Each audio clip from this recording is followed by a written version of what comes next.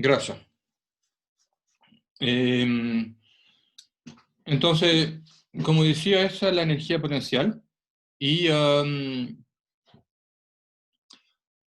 ese momento magnético, el mu, es donde está básicamente lo que queremos modelar nosotros. El momento magnético es básicamente, mu, es cuando uno lo aplica a un circuito, es la intensidad que pasa por un circuito por el área del circuito, encerrada por el circuito. Entonces acá tenemos, para fijar idea, un circuito, así, este es el circuito,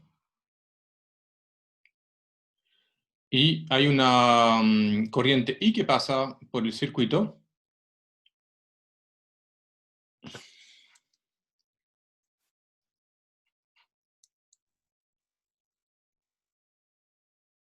y este circuito entonces tiene un área A. ¿Qué tiene que ver entonces un circuito eléctrico con la rana?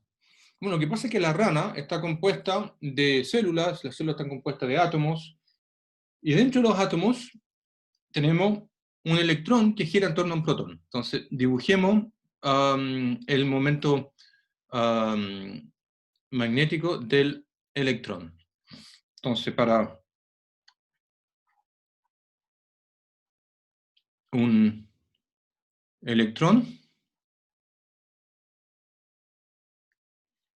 entonces tenemos este mismo circuito en que nos imaginamos el electrón girando en torno a un protón.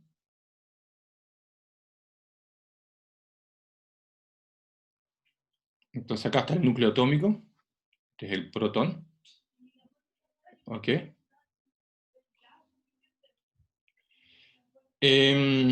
Entonces, la corriente eléctrica aquí que hay sería básicamente la carga del electrón, la intensidad de corriente aquí es la carga del electrón multiplicado por el número de veces que cruza una sección. Por ejemplo, acá voy a dibujar una sección imaginaria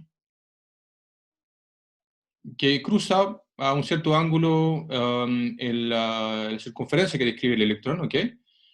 Y entonces, ¿cuántas veces cruza el electrón esa línea? Va a ser, por segundo, va a ser entonces el recíproco del período, ¿ok? Que va a ser entonces, a ver cómo es, bueno, pongámosle así con la frecuencia, y eso entonces E partido por tau, y el período es 2πr dividido por la velocidad. Entonces, si juntamos todo, tenemos que el momento magnético del electrón aquí, entonces es 2πr dividido por la velocidad.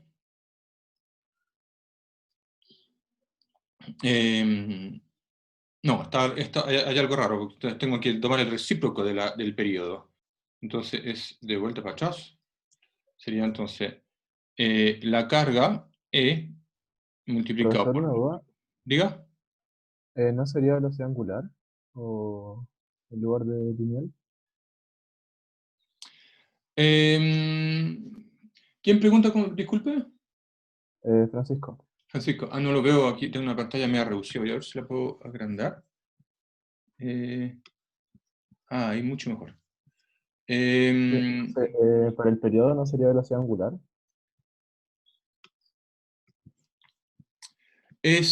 el periodo sería la distancia, es cuánto me demora en dar una vuelta, ¿no es cierto? Entonces la Sí, distancia sería 2πr, que es la circunferencia, dividido por la velocidad, eso me va a dar segundos. sí, pero no debería ser angular. Pero o sea, lo que yo quiero saber acá es cuántas veces por segundo el electrón va a cruzar esta sección. Eso me va a decir cuántas cargas por segundo pasan aquí. Eso va a ser la intensidad de corriente. Ok, ¿Sí, cierto? sí, sí. Ya. Entonces, necesito la carga multiplicado por la frecuencia, es decir, cuántas veces cruza para acá, que sería entonces el recíproco del período, y el período lo sacamos de esta forma. Yo creo que es la distancia dividido por la velocidad me dan segundos, ¿cierto? Está muy bien. Ok, entonces, siguiendo con esta idea, tengo, ya, vamos a hacer ahora un truco. Esto de aquí, miren, esto es medio truculento. Voy a multiplicar la carga y lo voy a multiplicar por... me faltó el área, me faltó el área. Para el momentum, ahí tengo, efectivamente tengo la carga, este es el período, y me faltó el área A, que es pi r cuadrado. Entonces, ahora sí vamos a hacer ese truco, es ser dividido por 2, multiplicado por V y R, y vamos a multiplicar y dividir por la masa. Entonces, al final, el momentum magnético del electrón va a ser E partido por 2m, multiplicado por el momentum angular orbital. Esto es un resultado muy importante. Al final tenemos que mu es E partido por 2m por el momentum angular orbital. Y resulta que para la mecánica cuántica, eso es medio extraño, pero así es, L, la componente z del momentum angular, puede tener valores, solamente valores discretos, es decir, va desde menos nh barra, que es una constante, hasta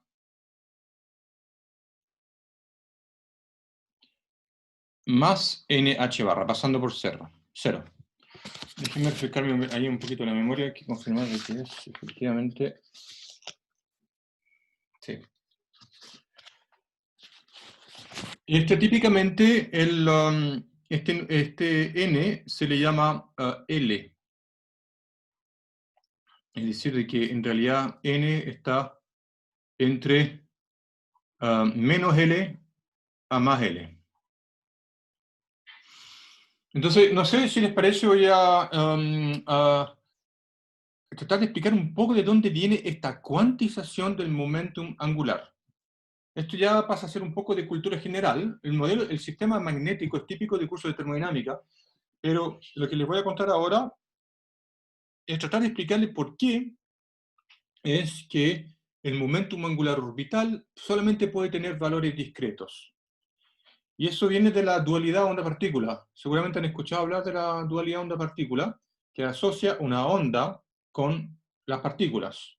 ¿Okay? Entonces, era a principios del siglo XX un debate que tenía dividida la comunidad científica en física, en que parte de la comunidad decía que las partículas eran ondas y otros decían que no eran partículas, son partículas, no pueden ser ondas y partículas. Y ahí, digamos, el problema es que los electrones se habían medido como, o sea, estaba el experimento de la gota Millikan, que entonces habían medido la carga elemental, y, digamos, el efecto fotoeléctrico con el paper de Einstein, que mostraba que efectivamente la carga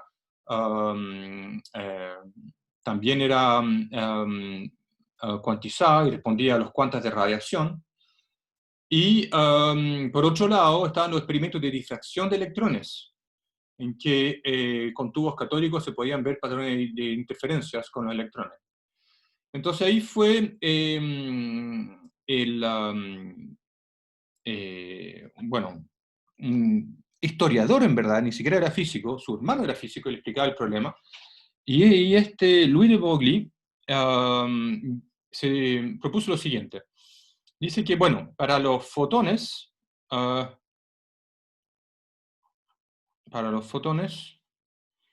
tenemos que la energía del fotón se puede escribir como es h nu, y también se puede escribir como P por C, en que P es la constante de Planck partido por la longitud de onda del electrón, y h es la constante de Planck también, nu es la frecuencia, p es el momentum del fotón y c es la velocidad de la luz. Entonces, esta relación, E igual a h nu, fue lo que obtuvo Einstein con el efecto fotoeléctrico, y también Planck con la radiación de cuerpo negro. Pero, entonces, el punto acá es que se le asocia un momentum al fotón de esta forma. Y entonces, de Broglie no encontró nada mejor que decir, bueno, y ver qué pasa si hacemos lo mismo con los electrones. Es decir, lo mismo para el electrón, el momentum del electrón tiene una onda asociada, cuya longitud de onda está dada por la misma fórmula para el electrón también.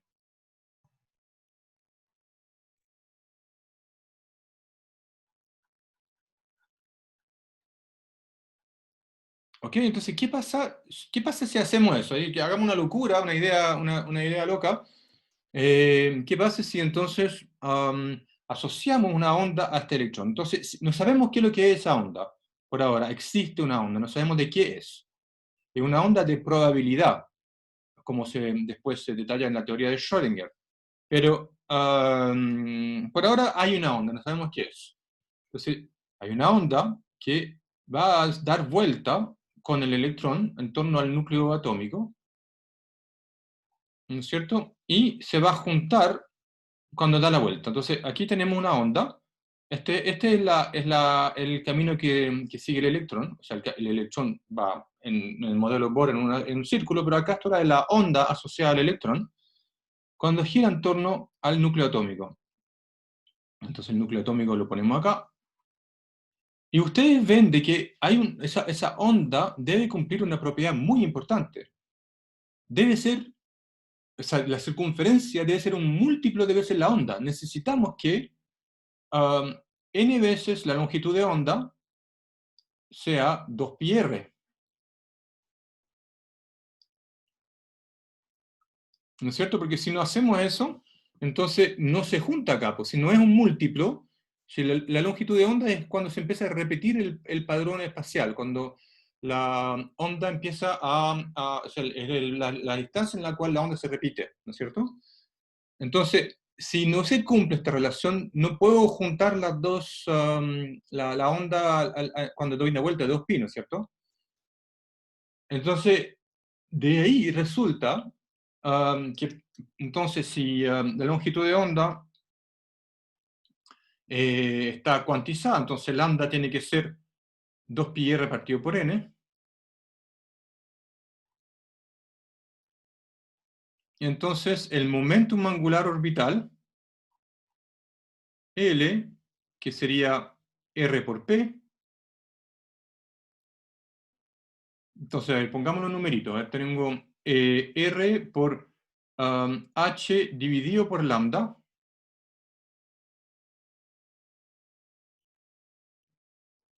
Entonces, eso me va a dar L, va a ser el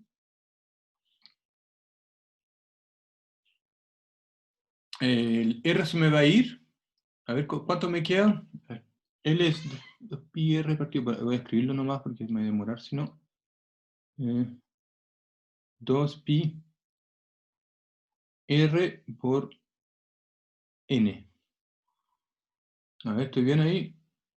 2πr por n, sí. Entonces los R se van y ustedes ven de que me queda h barra por n. Entonces, ven ustedes que esta condición de que el momentum angular son múltiplos de h barra deriva de la dualidad onda-partícula, cuando asociamos una onda al electrón. Entonces, de nuevo, esto de acá es cultura general, pero es para contarles un argumento muy bonito, inventado por un historiador, que nos dio la cuantización del momentum angular orbital. Entonces, existe un momento magnético asociado a las corrientes del electrón cuando gira en torno al protón. Hay una corriente aquí y eso lleva asociado un momento magnético, y eso es interesante porque significa que todos los átomos van a tener ese momento magnético, y también las moléculas y las células que son compuestas por los átomos y las moléculas. De ahí viene el momento magnético que hace levitar la rana.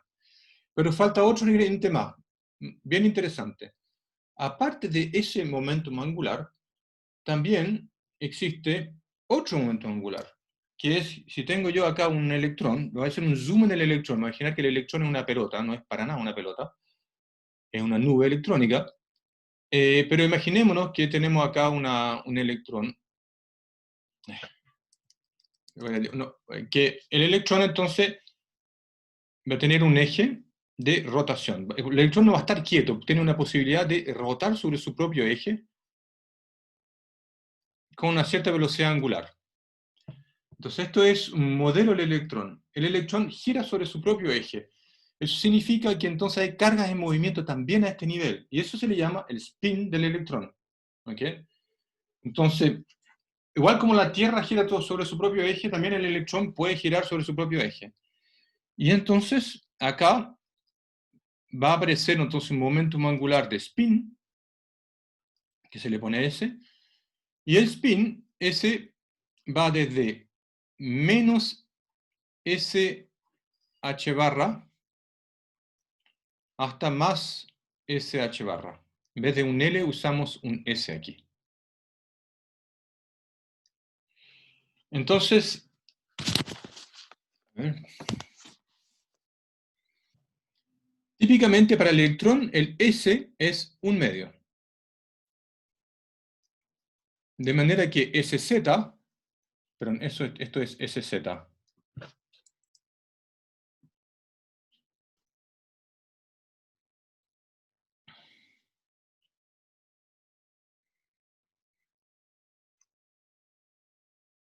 Ok, entonces SZ vale O más un medio OH barra medios, o vale menos H barra medios. Miren qué loco esto de acá. Estamos diciendo de que el electrón solamente puede girar hacia arriba, spin up, o puede girar hacia abajo. Están las dos opciones nomás, o para arriba o para abajo. No puede no girar. No puede girar en la mitad. Solamente gira para arriba y solamente gira para abajo. Qué loco, ¿no? Uno dice, ¿cómo puede ser algo así? Bueno, es la cuantización del momento angular viene de la dualidad de una partícula. Y en el caso del spin, el número cuántico asociado al momento angular, este S, es fraccionario, es un medio. Solamente puede valer más un medio o menos un medio. Y acá hay algo muy extraño. Ustedes me podrían preguntar, ¿y qué pasa si yo cambio la dirección del eje Z? Al final el eje Z es arbitrario, ¿no es cierto? Pero esto de acá dice, solamente gira hacia más Z o hacia menos Z. Aquí. Entonces, ¿cuál es el eje Z? Acá no lo dibujé. Esto es el eje de rotación angular. ¿Cuál es el eje Z? ¿Es cualquiera? Yo lo puedo orientar en cualquier dirección. Entonces, eso deja muy perplejo el hecho de que el momentum angular de spin solamente pueda tener un valor hacia arriba o hacia abajo, en circunstancia que la orientación del eje Z es arbitrario.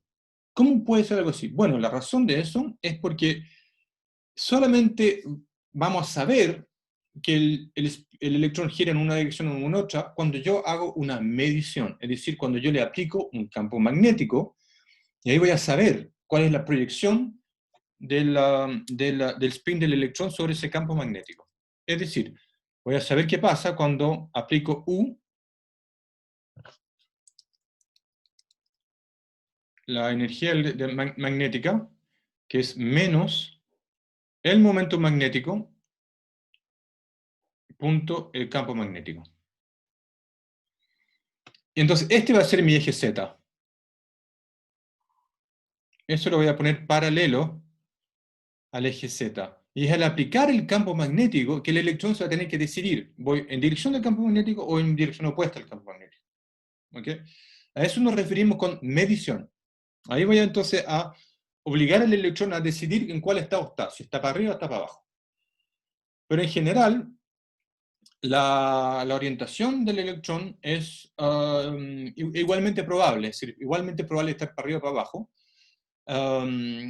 Y asignamos para mayor generalidad una probabilidad P de tener spin up y una probabilidad Q de tener spin down, de manera que P más Q sea 1. Entonces, ¿cuál es el momentum magnético total de la rana? El momentum magnético total, M, va a ser la sumatoria de todos los momentos microscópicos. En que aquí vamos a incluir los momentum de spin, va a ser entonces la sumatoria de los E partido por 2M por L, para todas las partículas de la rana, más la sumatoria de la constante giro magnética del electrón multiplicado por E partido por 2M, en el caso del spin. Este constante giro magnética del electrón es una constante en física que es casi 2. Se mide y se calcula con mucha precisión esta constante G. Entonces, al final, el modelo magnético que estamos considerando aquí en termodinámica es justamente saber cuál es la magnetización total de la rana. Y entonces vamos a interpretar, vamos a suponer que la rana está compuesto de materiales cuyo momento angular total orbital es cero. ¿Se acuerdan, por ejemplo, de que los niveles electrónicos en un átomo se escriben así, ¿no es cierto? Uno tenía el 1s, el 2s, el 2p. Entonces aquí tengo el 1s, 2s, 2p, etc. Y uno los va llenando, ¿no es cierto? Con un electrón con spin arriba, un electrón con spin abajo, etc. Y cuando la capa está llena, bueno, esto es una capa con momento angular total 0, pero la capa de siguiente momento angular P, cuando la lleno completa, significa que la capa está llena, obvio, y el momentum total es 0.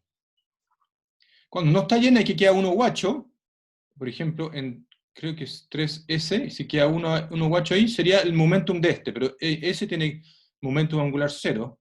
Entonces, si queda 1 guacho acá, por ejemplo, sería el momento angular de esta capa, que sería la capa P. Entonces, esto para contarles de que, para simplificar las cosas, vamos a suponer que esta contribución es 0, y vamos a suponer que la magnetización neta de un material va a ser debida a este momentum angular. ¿Ok? Entonces, volviendo un poco a lo que pasa con la rana levitando, teníamos entonces el dibujito de la rana así.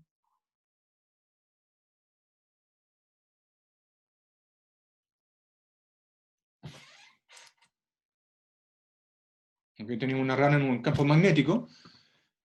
Y acá voy a poner que esto de acá es un campo magnético intenso, una región de alto B.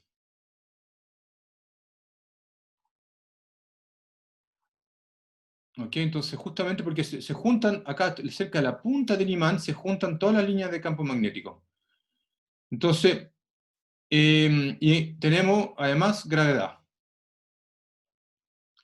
Entonces, los momentos magnéticos de la rana van a resultar ser diamagnéticos, es decir, de que tienen mu negativo. De manera que la fuerza va a ser menos el bueno, en vez de poner el símbolo del gradiente, voy a poner el dA de z,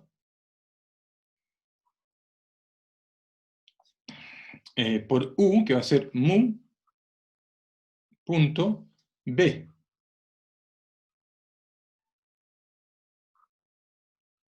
¿Ok? Entonces, si el campo magnético va en dirección Z, eso va a ser menos mu por dA de z. Entonces, acá ven ustedes de que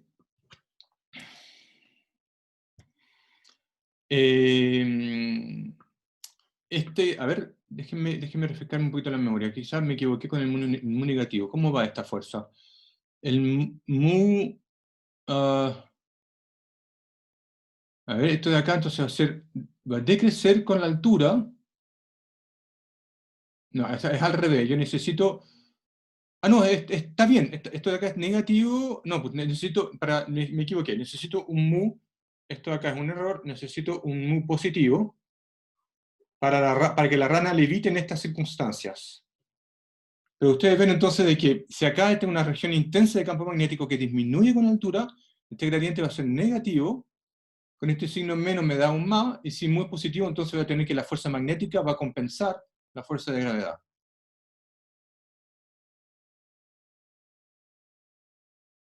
¿Ok? Entonces, ahora al final lo que necesito yo para calcular es calcular cuál es el momento magnético total. Esto de aquí para el caso de la rana sería m total, que sería entonces mz total, que sería entonces la sumatoria de cada uno de los mu zetas. Ok, entonces ahora quiero mostrarle mi resumen de puntos. Voy a explicar lo mismo que les acabo de explicar en síntesis. Entonces, déjenme abrirlo.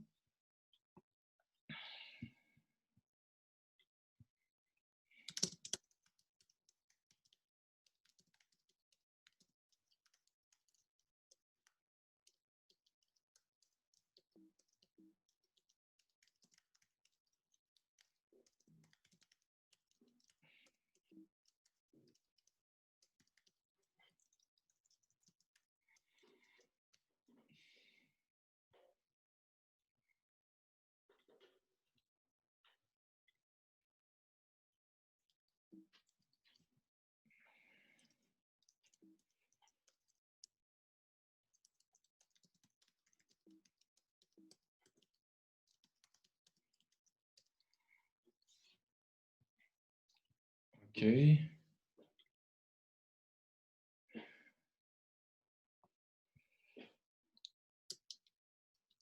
Ya, entonces ahora sí, share.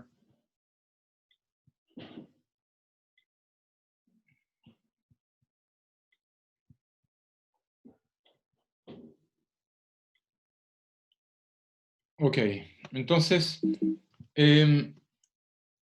estamos viendo el modelo paramagnético. Entonces, como les contaba, hay en realidad tres tipos de materiales magnéticos. Hay materiales diamagnéticos, que es el caso más común, que en general no tienen momento magnético permanente total, y tienen poco acoplamiento con el campo magnético, pero si yo aplico un campo magnético, voy a generar un momento magnético interno. Simplemente que al aplicar el momento magnético, hago girar los electrones un poco más rápido, un poco más lento, y eso es lo que genera al final ese momento magnético, sin ir en detalles. El momento paramagnético tiene un momento dipolar magnético, y el complemento entonces más fuerte que el diamagnético, pero en sentido opuesto. Estos son lo que serían entonces los mu negativos. Y el material ferromagnético son los que tienen el complemento con un campo magnético más fuerte, tienen dipolos permanentes, pero debido a un fenómeno colectivo están todos ordenados. Se ponen todos de acuerdo, están en la misma dirección. Eso es lo que ocurre en los imanes. ¿Okay? Entonces existen estas tres distintas categorías de materiales magnéticos, y la rana y los seres vivos caen entonces en esta categoría diamagnética. Entonces, como les contaba, la energía de un momento magnético está dado por esta expresión, m.b, en que m es el momento dipolar magnético, la intensidad por el área encerrada por el circuito. Y en el caso entonces del circuito que corresponde al electrón que gira en torno al protón, este momento magnético m se suele llamarle mu cuando es microscópico, y se escribe entonces como, se escribe en términos del momentum angular orbital. ¿Okay? Y como le explicaba, en mecánica cuántica se cuantiza el momento angular orbital debido a la dualidad onda-partícula. Entonces, también existe un momento magnético asociado al spin, que aquí está la forma general para el spin del electrón, en que esta es la constante giro magnética del electrón. Yo la escribí con un G delante, y ya ven ahí unos cuantos primeros dígitos. Esta constante es el número que se conoce con mayor precisión en física. Se conoce con 25 decimales. 25 decimales. Se ha calculado y se ha medido con ese nivel de precisión. Se calcula con electrodinámica cuántica, y se ha calculado con tanta precisión justamente buscando verificar la teoría del electromagnetismo. El electromagnetismo entonces tiene una versión en teoría cuántica de campos que permite explicar de dónde viene la fuerza eléctrica, la interacción columbiana. ¿Okay? Y lo explica a través de un intercambio de fotones. Es muy bonita la teoría y predice entonces este numerito que calza con el experimento. Entonces, bueno, el neutrón no tiene carga neta, pero tiene un mu, porque tiene momento angular orbital. Pero tiene momentos de spin, quisiera decir. Entonces, en general ponemos este tipo de relaciones entre el momento magnético y el momento angular. Y G, bueno, también se llama el factor de Landé, es 1 para el movimiento orbital, y es del orden de 2, que es la constante giromagnética del electrón para el spin. Ok, entonces, simplemente para un sistema polielectrónico con varias partículas, sumamos todo como le explicaba, ¿ok?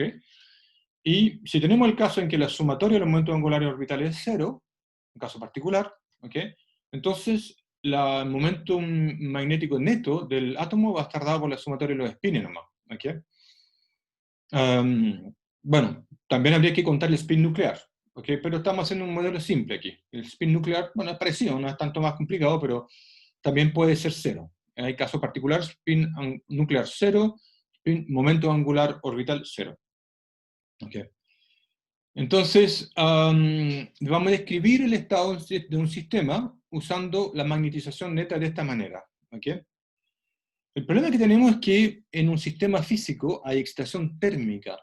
Significa que, como no estamos en el cero absoluto, hay una energía microscópica promedio que no es cero. Cuando estamos a una temperatura finita, cuando T no es 0 Kelvin, entonces hay una energía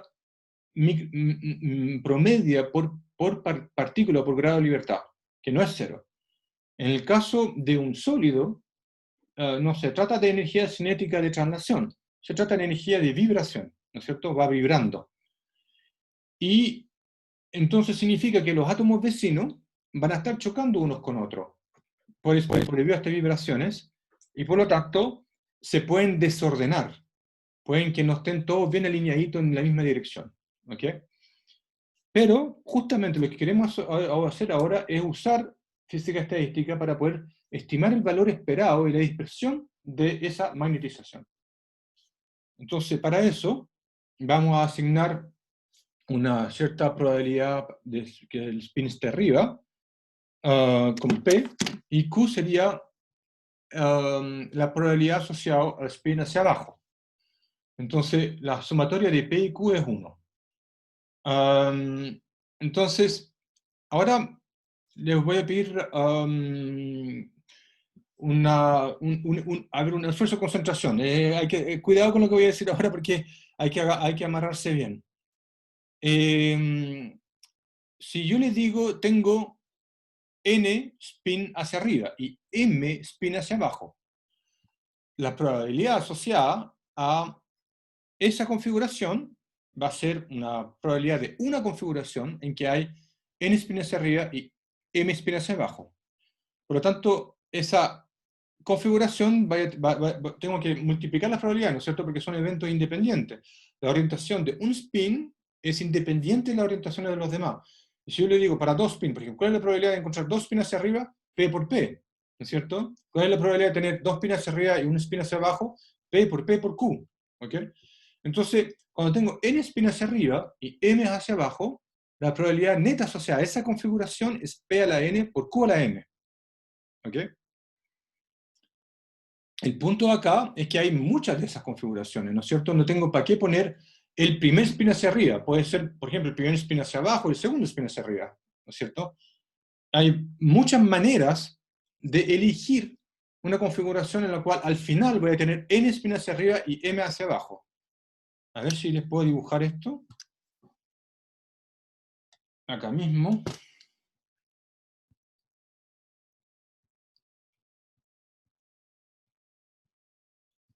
Ok, lo voy a escribir acá.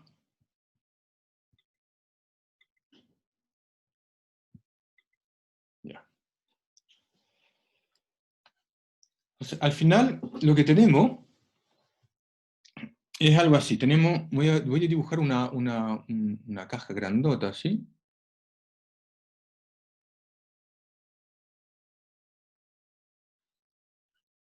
Ok.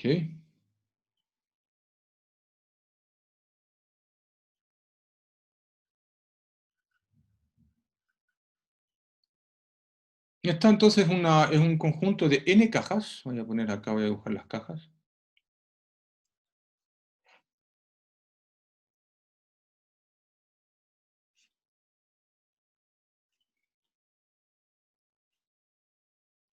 Etcétera. Se me pasó la mano con el tamaño de la caja grande. Ok, entonces, y acá les voy a decir, aquí tengo n cajas. N cajitas.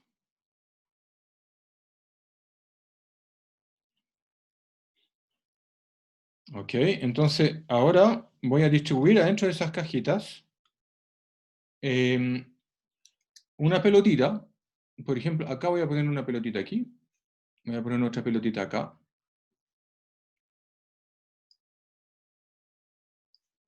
Y una pelotita acá. Y esa pelotita va a representar un átomo o un momento magnético con spin hacia arriba.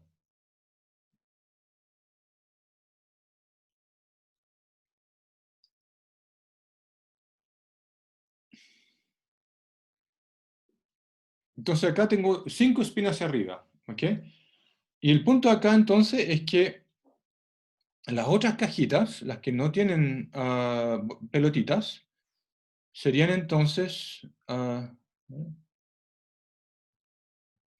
estas que no tienen pelotita serían las que representan el spin hacia abajo.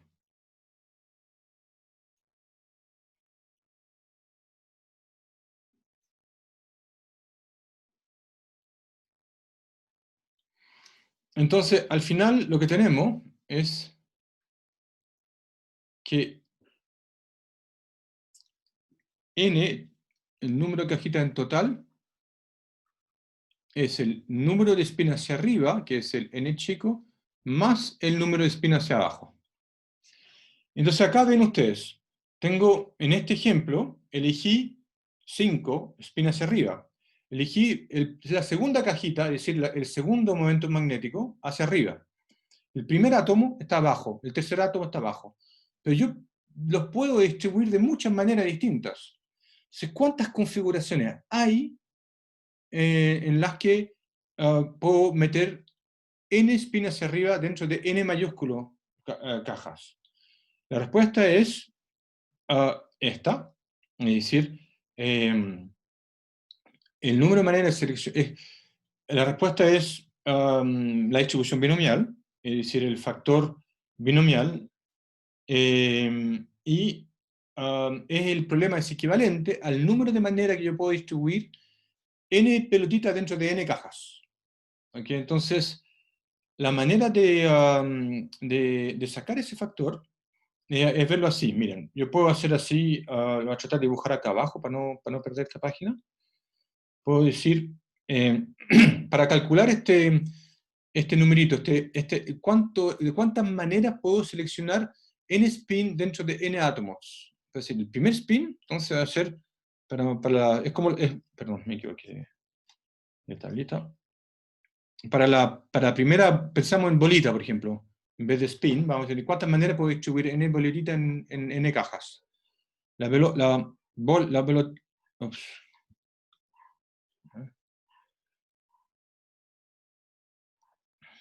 Y ahí sí. Entonces, la bolita 1, esa va a tener n cajas disponibles. La bolita 2 ya le va a quedar una menos. Y la bolita 3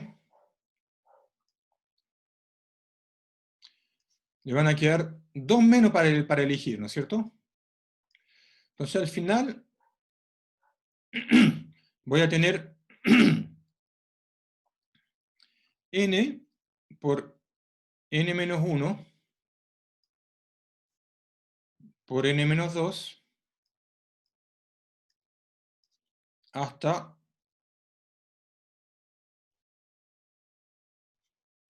n menos n opciones posibles. O sea, tengo todas estas opciones de cómo ordenar desde B1 hasta Bn. Pero hay un problema acá. Te estoy contando dos veces, le estoy poniendo o sea, estoy contando de más, porque estoy dándole un rótulo, así como si la primera bolita tuviese un rótulo. Pero en física los electrones son todos los mismos, de manera que partir con la segunda pelotita, hacer la misma distribución, pero partir con la segunda, seguir con la cuarta y la quinta, y después pasar la primera, da lo mismo. Es el mismo resultado físico. ¿Ok? Entonces yo tengo que corregir esto de aquí por el número de combinatorias en las cuales yo puedo ordenar estas pelotitas. Entonces, voy a escribirlo.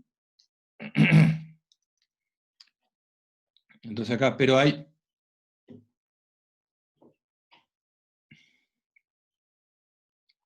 n factorial permutaciones posibles,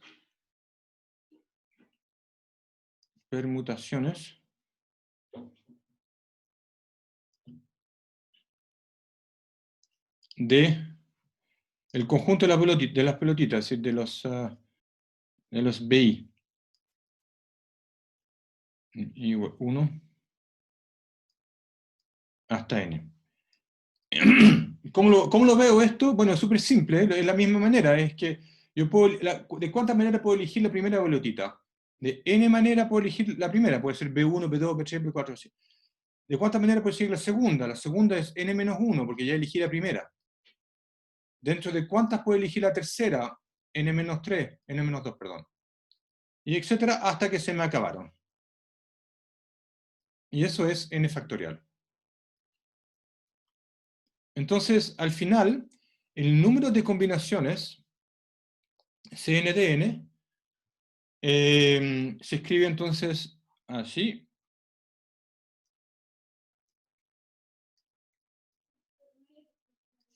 Es entonces n por n-1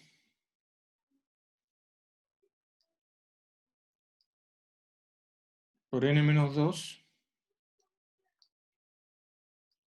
hasta n-n dividido por n factorial. Tengo que corregir por el número de permutaciones posibles. Y este numerador lo puedo escribir de manera compacta así, dividiendo por n-n factorial. Esto lo debieran haber visto antes, yo creo, y algunos ciertamente ya lo conocían debido a las preguntas que me hicieron en la clase pasada. Creo que Felipe me ha hecho esa pregunta en la clase pasada. ¿Por qué no usamos la distribución binomial? Entonces, ¿cuál es la probabilidad de encontrar de tener n spin hacia arriba dentro de n caja? Bueno, es esta. Si yo le digo cuál es la probabilidad para que una partícula esté para arriba, entonces, ¿cuál es la probabilidad de tener n partículas con spin up? Va a ser entonces justamente esta expresión, la distribución binomial. ¿Ok?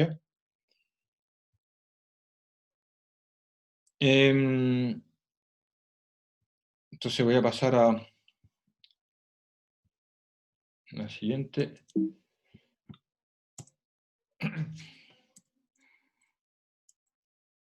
Ok.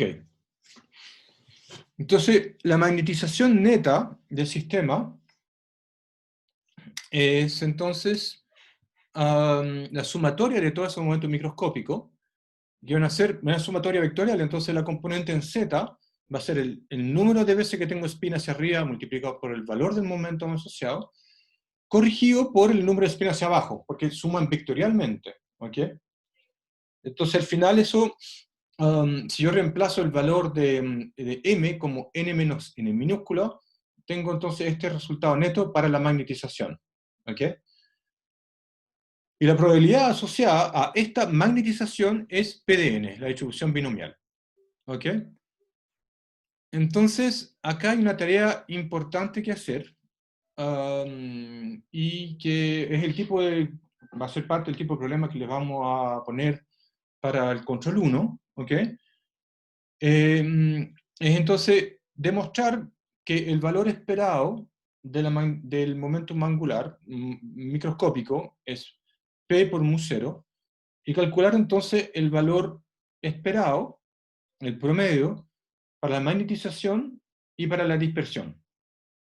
Entonces la dispersión, ustedes van a ver aquí que esto de la dispersión al cuadrado va a estar dado por n por p por q por mu 0. Entonces vamos a tener un ancho asociado a este valor promedio de la polarización, de la magnetización.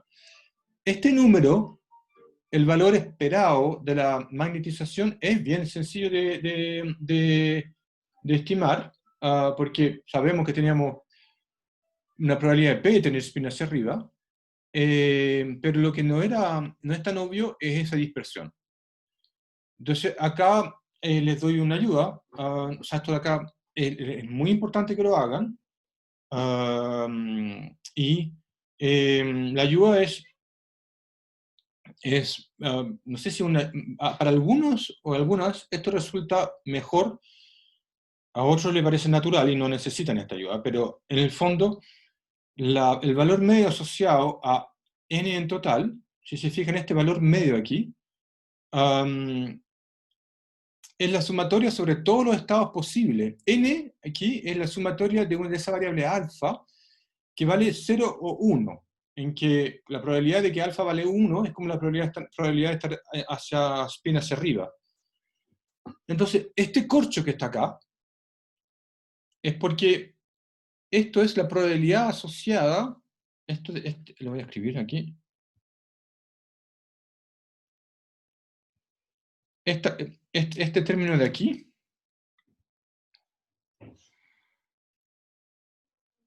todo esto de acá,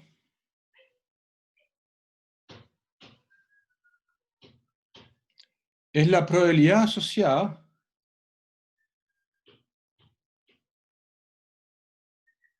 a un n total.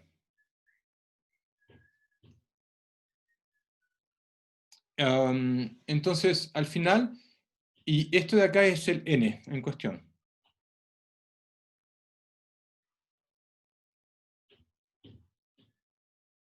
Entonces, el valor medio lo habíamos definido como la sumatoria de los P R por NR, en que R rotula todos los resultados posibles que puede tener N. ¿Ok? Entonces, de ahí viene esta expresión.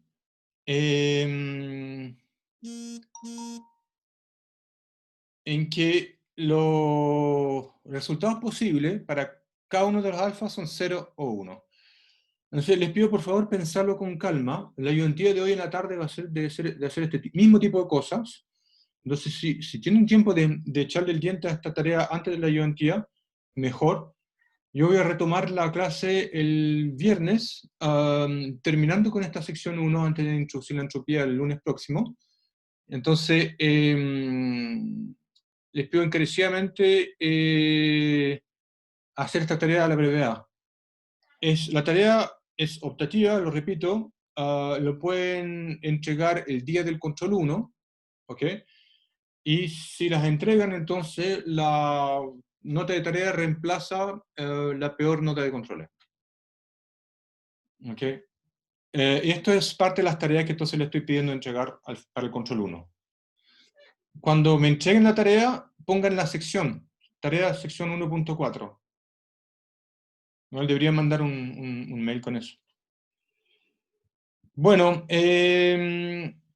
ya cumplimos el tiempo asignado, entonces vamos a terminar la clase, a no ser de que alguien tenga una consulta.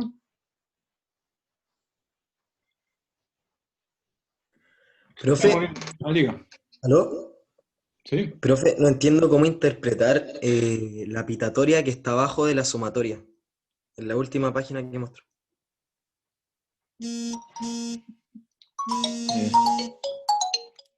A ver.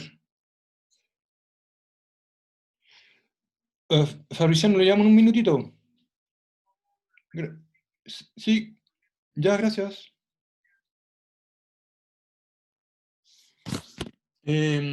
Disculpen, esto es aquí.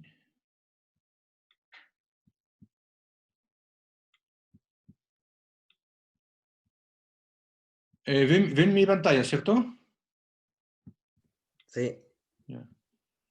A ver. Ya.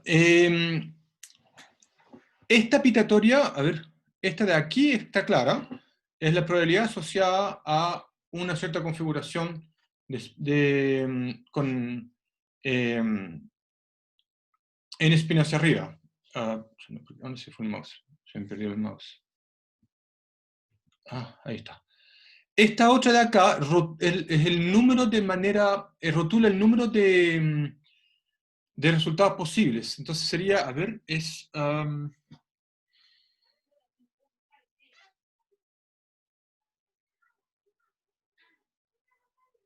Joaquín me estaba consultando, ¿no es cierto? Sí. Sí, mira, Joaquín, me parece que aquí debo tener un error tipográfico, porque efectivamente a mí tampoco me hace mucho sentido este subíndice. Debiera ser sobre el número de valores posibles que puede tener el n. Entonces, en rigor, sería...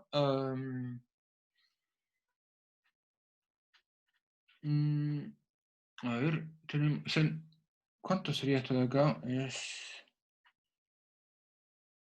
Sumatoria de ni de los alfa i es el resultado para n, sí, n sería... n,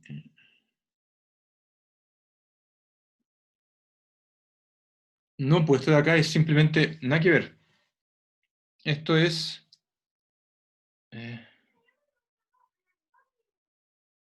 ahí está.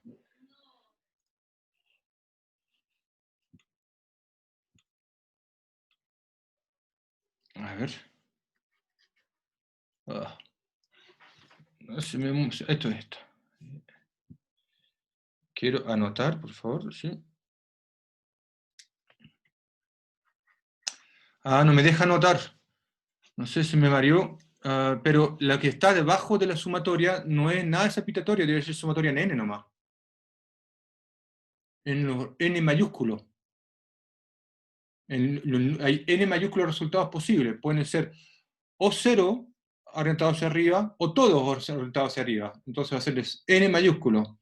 No sé por qué puse esa pitatoria. Lo voy a corregir. Bien visto, Gracias. Joaquín, con eso aquí hay un error en esa sumatoria. Muchas gracias. ¿Alguna otra consulta? Sí, profe, ¿dónde sube las clases grabadas? Las clases grabadas se me ha olvidado subirlas, les pido disculpas. Lo que pasa es que una vez que termino la clase, hago otra cosa y después se me olvida. Entonces voy a acordar de subirlas. ¿Ok? Ya, gracias. Las subo en la página, le agrego un link en donde están las clases virtuales en el curso. ¿Ok? Bueno, con ese recordatorio voy a ponerme a subir las clases anteriores ahora. Me despido, nos vemos el viernes. Ayudante hoy día en la tarde. Chao, Chau. profe. Chao. Chau, profe. Profe. Gracias.